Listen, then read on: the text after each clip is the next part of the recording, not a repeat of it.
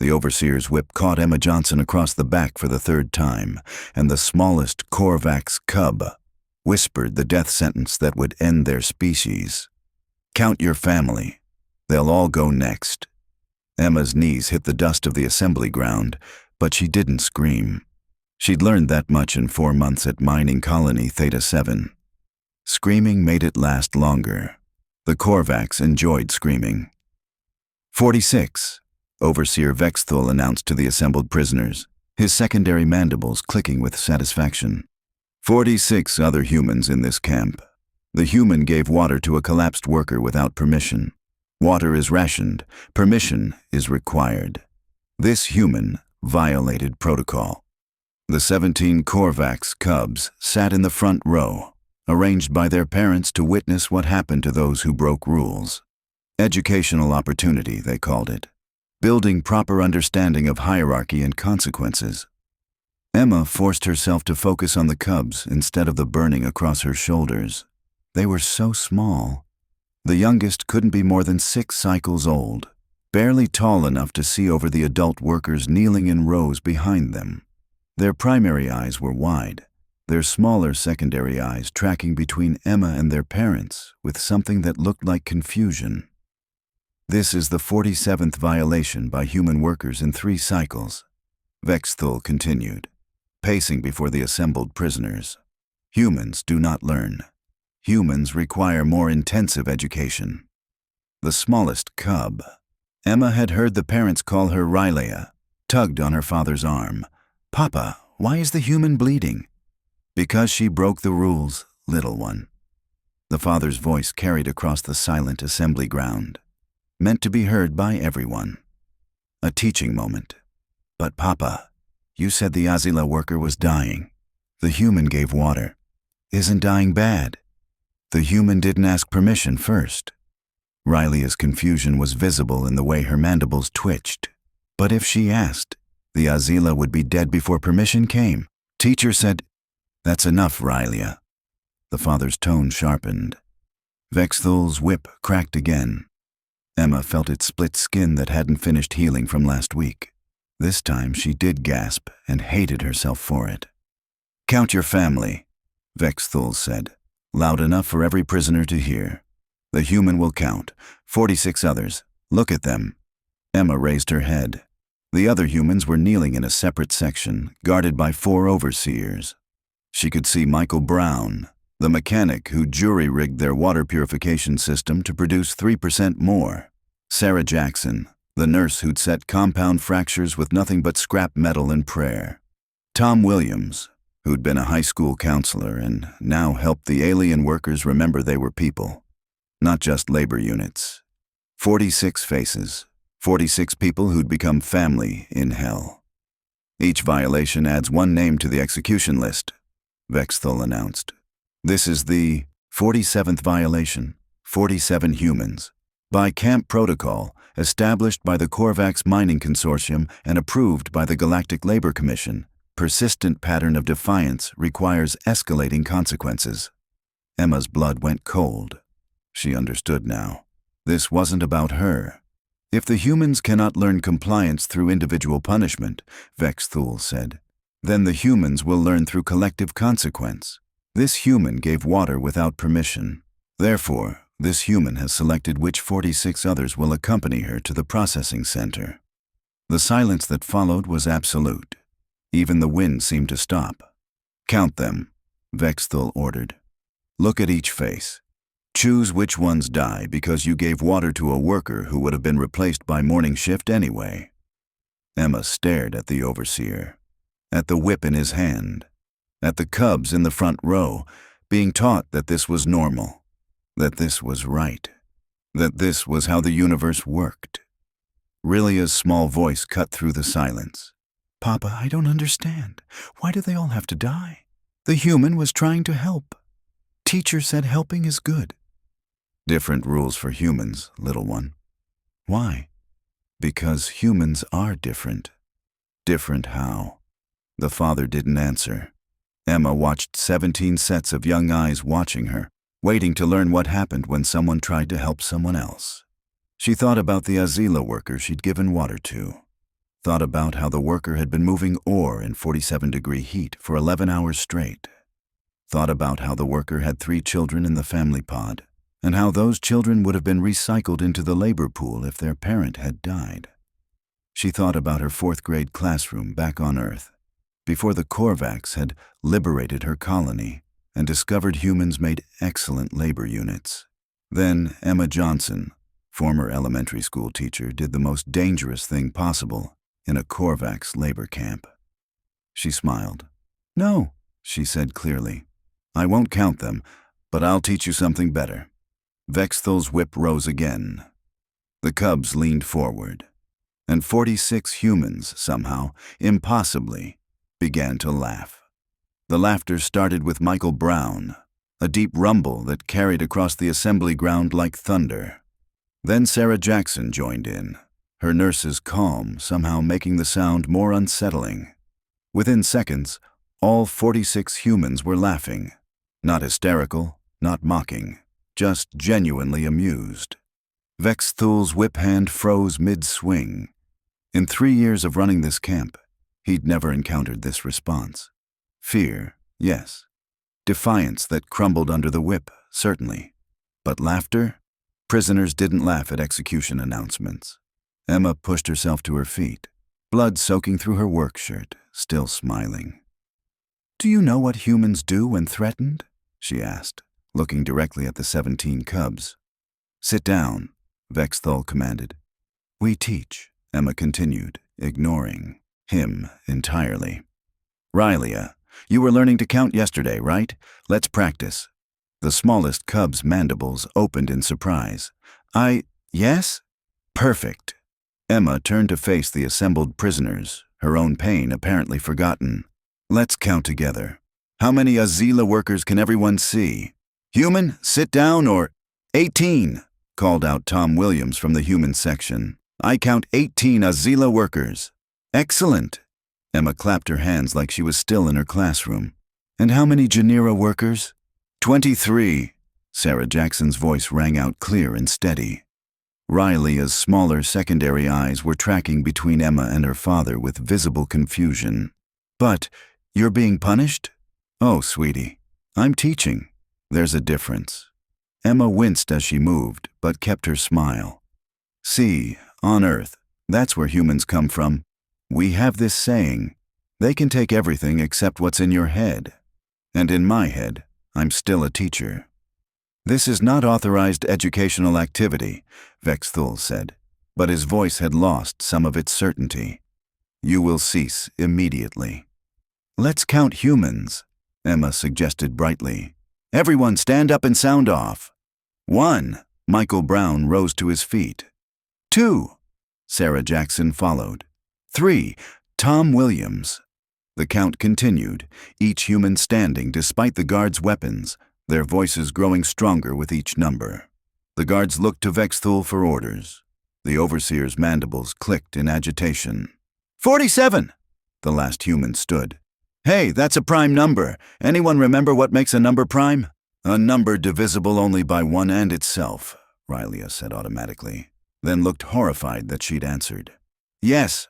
Emma beamed at her. "See? You're a natural at math." "The human is disrupting protocol," one of the parent Korvax said uneasily. "This is not proper punishment procedure." But Emma was already moving to the next lesson. "Now, humans are really good at songs. We use them to remember things. Want to learn a counting song?" "No," Vexthal said flatly. "No songs. You will—" 1, 2, 3, 4, Emma sang. A simple children's melody that every human apparently knew. "Tell me what you're counting for. 5, 6, 7, 8. The other humans joined in. "Never let them teach you hate." The cubs were staring now, completely captivated. Several of the parent Korvax shifted uncomfortably. 9, 10, 11, 12. The humans continued. "Every person helps themselves. 13, 14, 15, 16. Teaching others makes life worth living." "Silence!" Vexthal's roar echoed across the assembly ground. He activated his communicator. Command, I need additional overseers to the assembly ground. The humans are... The situation is not proceeding according to protocol. What's the nature of the deviation? The communicator crackled. Vexthul stared at the humans, who had now arranged themselves into rows and were teaching the cubs a hand-clapping game that went with the counting song. They're teaching. During their execution announcement, they won't stop teaching. There was a long pause. Repeat that? Rylea, honey, you clap on the even numbers. 2, 4, 6, 8. Emma was explaining, demonstrating with her hands despite the blood staining her back. See? 2, 4, 6, 8. Never let them teach you hate. 3 more overseers arrived at a run, weapons drawn. They stopped short at the sight. 17 Korvax cubs clapping along with a counting song while 47 humans demonstrated the rhythm, and their assigned executor stood frozen, trying to explain the situation into his communicator. The threat was issued, Michael Brown said conversationally to one of the new arrivals. Death sentences, the whole deal. Very dramatic. But see, humans have this thing where we don't really do well with threats. We kind of go the opposite direction. You should be terrified, the overseer said. Oh, I am, Michael assured him. Absolutely terrified. But I'm also a mechanic, and you know what mechanics do when something's broken? We fix it. And teaching kids that killing is normal? That's broken as hell. 17, 18, 19, 20, the humans sang. 20 chances to do what's right. 21, 22, 23. Teach them all how to be free. Sarah Jackson had somehow acquired one of the smaller cubs, a little one who'd been crying, and was bouncing him gently while singing. There you go, little guy. It's okay. The song helps, doesn't it? The cub's parent looked between the human nurse and their child, mandibles working with no sound coming out. This is a violation of execution protocols. Vexthul tried again, but he sounded uncertain now. You cannot teach during punishment. Emma met his eyes directly. You said count our family. We're counting. We're counting every person in this camp who deserves better than this. We're counting every kid who deserves to grow up knowing that helping someone isn't a crime. We're counting every chance you have to stop being monsters before these cubs figure out that's what you are. She turned back to Rylea, who was clapping along perfectly now. You're doing so well. Want to learn the song in harmony? 4 overseers, 47 humans singing counting songs, 17 cubs learning math through music, and somewhere in command, someone was trying to figure out what protocol covered this situation. By the time Camp Commander Zilax arrived from the command center, 23 cubs had somehow joined the lesson. Emma was sitting cross-legged in the dust, blood still seeping through her shirt, teaching the concept of fractions using rocks and sticks while Rylea sat curled in her lap. What in the name of the consortium is happening here? Zilax demanded, his command voice cutting across the assembly ground. The scene before him made no tactical sense. His overseers stood in a loose perimeter, weapons drawn but not aimed. 47 condemned humans sat in a circle with 23 Korvax cubs, apparently conducting an unauthorized education session. The parent Korvax stood at a distance, mandibles clicking with agitation but making no move to retrieve their young. We're learning about sharing, Commander, Emma said pleasantly, not bothering to stand. See? If you have 6 water rations and 7 people, someone goes without. But if everyone shares a little bit, everyone gets 5/6 of a ration. Nobody dies of thirst, and nobody has to watch someone else die while they drink.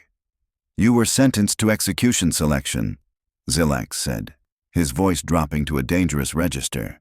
You and 46 others. This is not negotiable. Oh, we know. Michael Brown was showing a group of cubs how to make a simple lever using a stick and a rock. Thing is, Commander, we're kind of busy right now. Maybe we could schedule the mass execution for later. Say, never a clock. One of the cubs, a male about 8 cycles old, looked up at Zilax with an expression the commander had never seen directed at him before. Disappointment. Papa Zilax, the human Michael says on Earth, everyone learns to build things, even the smallest cubs. Why don't we learn to build things? Zilax felt something shift uncomfortably in his thorax. You learn what you need for your future roles. Emma says our future roles should be whatever makes us happy, Riley piped up from Emma's lap, apparently untroubled by the blood staining the human's clothes.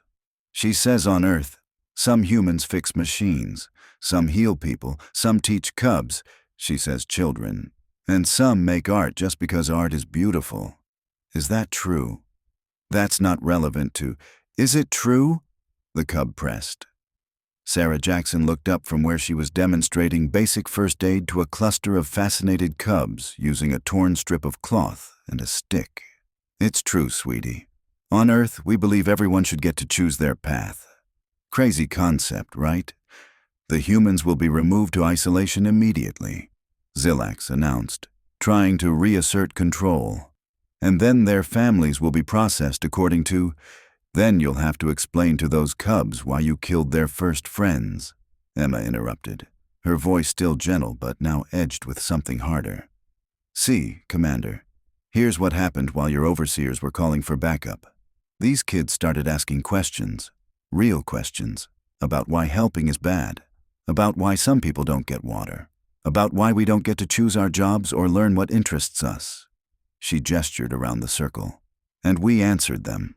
Honestly, we told them about Earth, where people share resources, where helping someone isn't a crime, where cubs, children, get to ask why without being punished for it.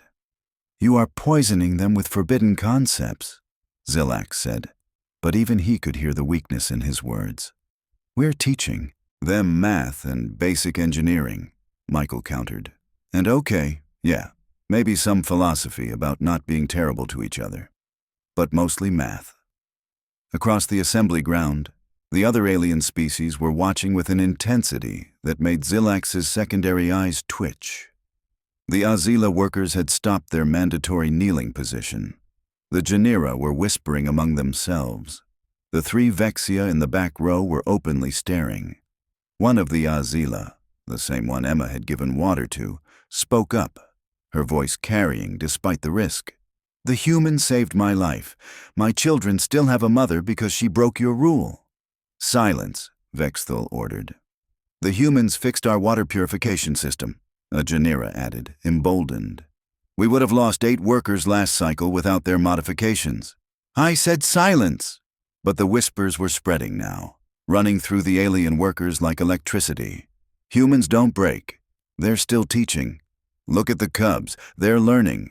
The humans chose death to help us. Zilax activated his command communicator. I need senior staff to Assembly Ground 7 immediately. We have a situation. Define situation, the response came. The humans... Zilax paused, trying to find words for what he was witnessing. The humans are winning. Winning? They're condemned to execution. They don't appear to have processed that information correctly. Tom Williams had started a new song, something about kindness being stronger than walls. The cubs were learning the harmony. Their parents looked torn between horror and something that might have been longing.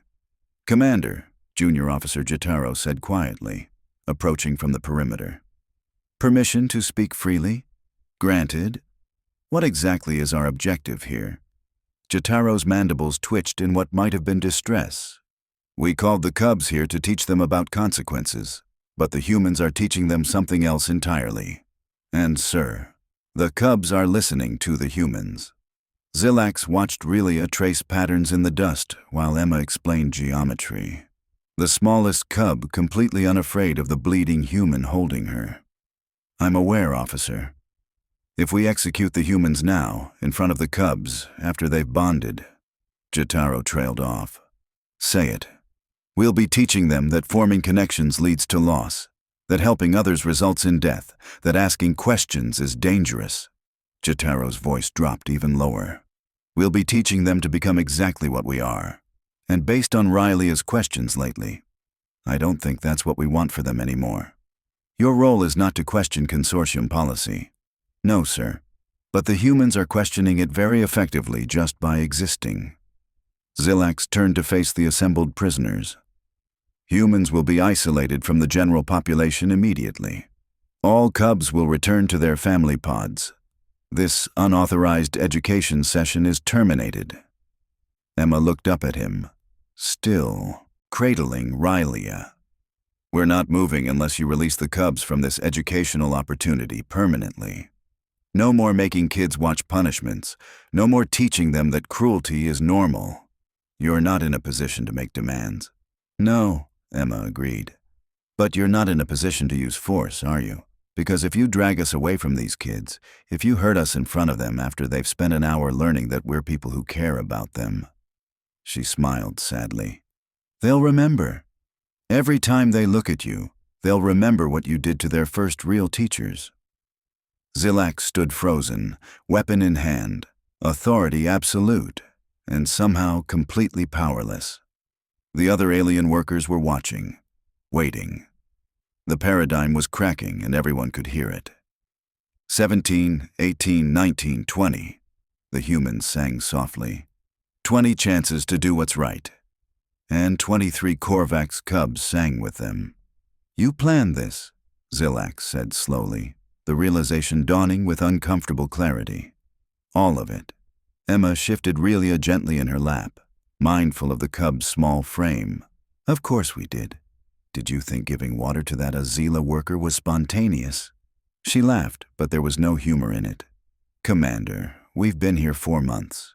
We've watched 17 cubs come to the assembly ground every week to witness punishments. We've seen their faces. We've heard their questions." 3 weeks ago, Michael Brown added, standing slowly with his hands visible and non-threatening, "we had a meeting. All 47 of us. Sarah laid it out pretty clearly." Sarah nodded from her position surrounded by cubs. "I said, we can't fight them physically. We can't escape. The planet's got nothing but mining operations for 800 kilometers, but we can do one thing they're not prepared for. We can make them see us," Tom Williams finished. "You can't enslave someone who sees you as a person, not a monster. And more importantly, you can't enslave someone your children love." The words hung in the air like a chemical weapon, slow-acting but devastating. "So we started paying attention to the cubs," Emma continued, her voice gentle despite discussing calculated rebellion. "We learned their names. When they came to watch us be punished, we smiled at them. We waved. We asked them about their lessons, their games, their families. Week after week, we made sure every cub here knew we saw them as children, not as future overseers." Rylia looked up at Emma with confusion in all 4 eyes. You were nice to us on purpose?" "Oh, sweetie, no." Emma hugged the small cub closer. "We were nice to you because you're worth being nice to. The purpose was making sure you knew we're worth being nice to, too." One of the parent Korvax spoke up, mandibles trembling. "You manipulated our children." "We befriended them," Emma corrected firmly. "There's a difference. We didn't lie. We didn't trick them. We just showed them what it looks like when someone treats them like people instead of weapons in training." "This was psychological warfare," Vexthul said, but his voice lacked conviction. "This was teaching," Michael replied. "We just taught a curriculum you didn't approve. Basic concepts like helping someone isn't evil. Asking questions is healthy. Every person matters regardless of species." He shrugged. "Revolutionary stuff, apparently." A male cub about 9 cycles old tugged on Zilax's arm. "Commander Papa, why did you hurt Emma? She taught me about prime numbers. She said I was smart." "She broke the rules. But the rules say helping is bad. Aren't the rules wrong?" Zilax had no answer. Rylia was crying now, her small body shaking against Emma's chest. "You're bleeding because you helped someone. That's not fair. Why would Papa Vexthul hurt you for being kind?"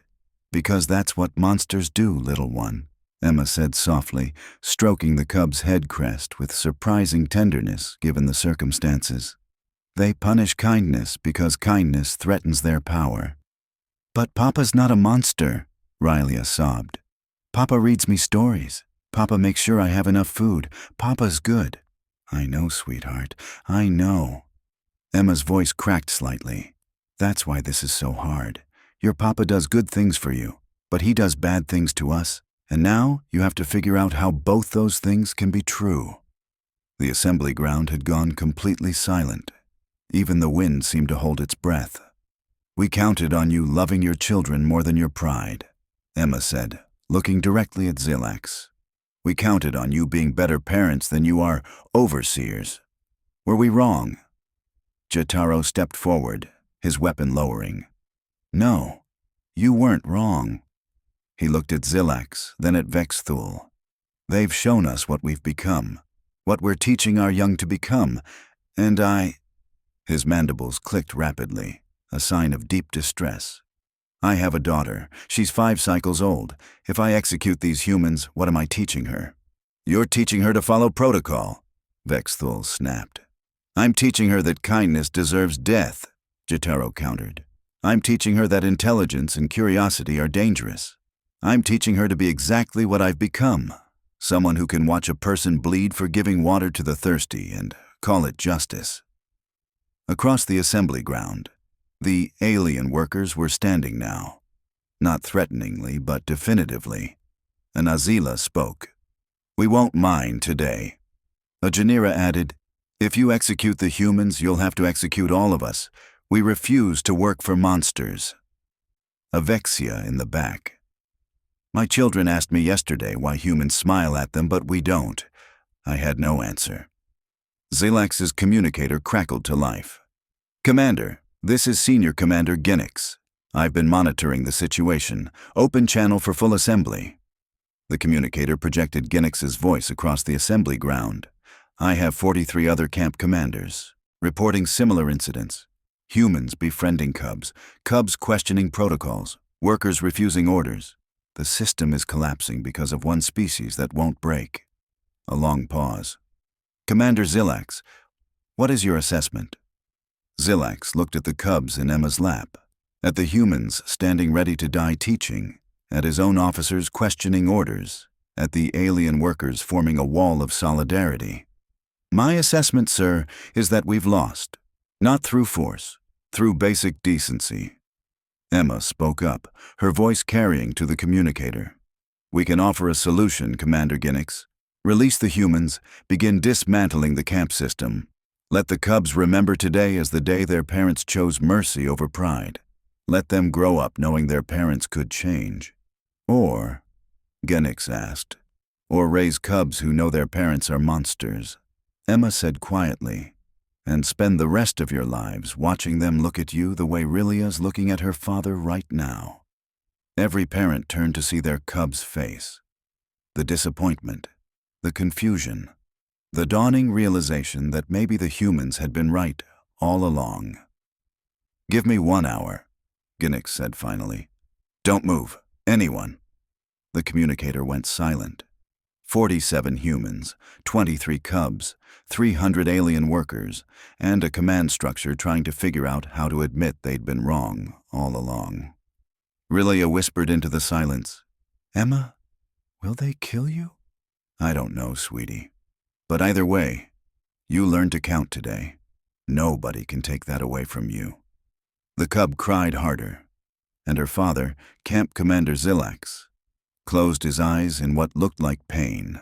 The hour stretched into 3 before Ginix's voice returned to the communicator, but nobody moved. The cubs had fallen asleep against various humans. Emma's back had stopped bleeding, though Sarah had insisted on cleaning and bandaging it with supplies Jotaro quietly provided. "Camp Commander Zilax."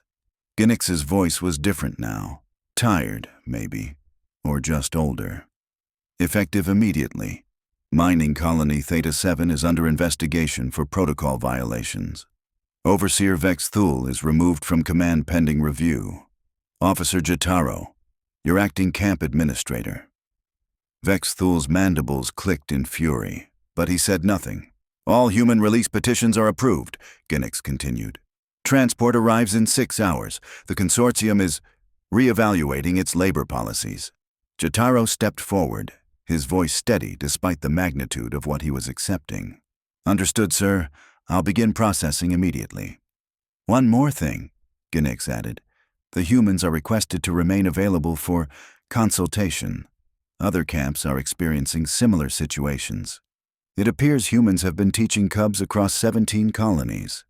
Emma smiled despite her exhaustion. We're teachers, Commander. It's what we do. The next 6 hours were chaos of the quietest kind. Emma refused to stop the lessons even as Jotaro processed paperwork, so the cubs learned about Earth's oceans while their parents watched from a distance.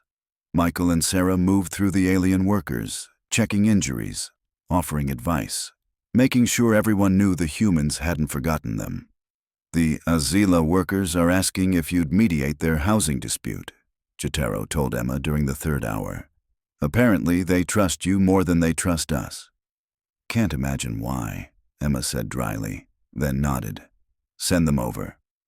By hour 4, she'd resolved 2 housing disputes, 1 resource allocation argument, and taught 11 more cubs how to write their names in standard.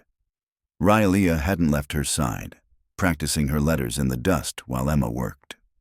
Zilax approached during hour 5, when the transport's approach lights became visible on the horizon. He stood awkwardly, a commander without authority, a father facing judgment from his own child. You could have destroyed us, he said quietly, so only Emma could hear. Turned the cubs against us completely, made them hate their parents. You had that power. Emma looked up from where she was helping Rylea spell kindness. We don't destroy, Commander. We teach. Big difference. What's the difference? Destruction is about taking things away. Teaching is about giving them something better to build with. She smiled sadly. We didn't want your cubs to hate you. We wanted them to give you a reason to be better. Zilax's mandibles trembled. Did it work? You tell me. Are you better? He looked at his daughter, practicing human letters, determined to learn something the humans had taught her. I'm trying to be. That's all anyone can do. The transport landed as the colony's sun began setting. 47 humans gathered their meager possessions, which took approximately 3 minutes, and prepared to leave. But the goodbyes took longer. Every cub wanted one more hug.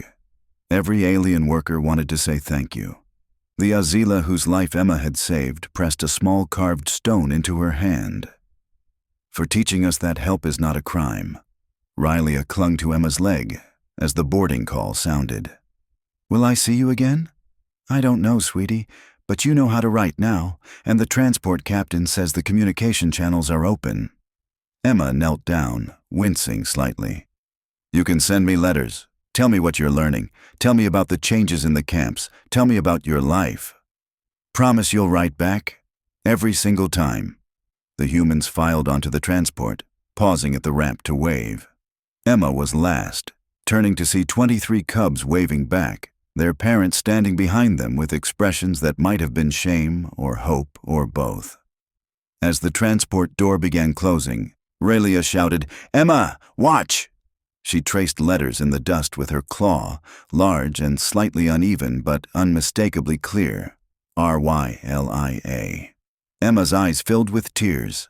Perfect! You're absolutely perfect! Inside the transport, the humans found seats. Michael checked supplies while Sarah inventoried their medical kit. Tom was already writing notes about what had happened, determined to document everything. Emma sat by a window, watching the mining colony shrink below them, and smiled. Anyone pack the first aid kit? She asked. The actual one, not Sarah's makeshift supplies? Michael grinned. Already on it. Figured we'd need it. Next planet's gonna be interesting too. Next planet's got 3 labor camps and a youth education center. His grin widened. So yeah, very interesting. Sarah laughed. Think they're ready for us? Nobody's ever ready for us, Tom said. That's kind of our thing. Emma pressed her hand against the window, looking down at the colony one last time. Somewhere down there, 23 cubs were learning that change was possible, that kindness could win, that humans didn't break. And 17 other colonies were learning the same lesson. You know what's funny? Emma said softly. They thought whipping me in front of the cubs would teach them about consequences. What did it teach them? Michael asked. Emma smiled. That some things are worth bleeding for, and that humans will always, always choose teaching over surrender. The transport jumped to FTL, carrying 47 humans toward the next camp, the next crisis, the next generation of cubs who needed to learn that the universe could be kinder than their parents had made it. Behind them, Rylea practiced writing kindness in the dust, surrounded by alien workers who'd stopped seeing humans as labor units and started seeing them as hope. The paradigm had shifted. And it had shifted because a teacher refused to stop teaching, even with a whip across her back and death in her future. Somewhere in the consortium's central command, officials were realizing that humans couldn't be controlled through fear, because humans, it turned out, were much better at hope.